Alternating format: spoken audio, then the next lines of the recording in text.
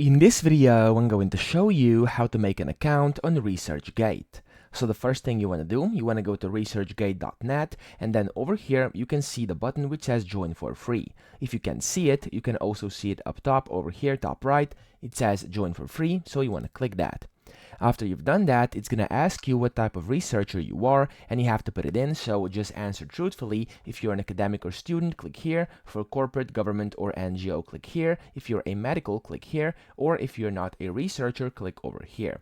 Now, it says for, of course, who qualifies under each and every single one over here below the title, and just click the one that suits you best. For this instance, I'm going to go with academic or student. So click on that.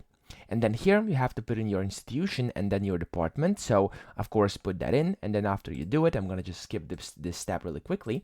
After you do that, you're gonna have to put in your first name. So I'm gonna do like that, and then your last name. I just put in the channel name because I have an account already. I just want to show you how to actually create one in case you don't have it. But you should of course put in your real first name and then your real last name. Then select your region.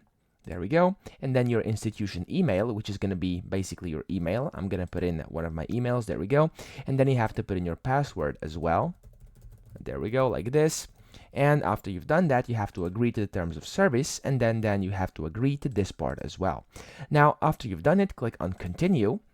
And then here you have two options. Now you can request a free account, and then you can confirm your, in my essential occasion over here, I have to confirm my university education level and then my publication history, so that's required in case you've ever done this before. And then you have to describe your research, so you have to tell them about your research in detail and then provide a link to your work online, your CV, publications, or conference abstracts. After you do this, click on request free account, and then they will review that. However, if you actually have your institution email address, you can gain instant access without any confirmation. So if you do that, if you have that, click provide email.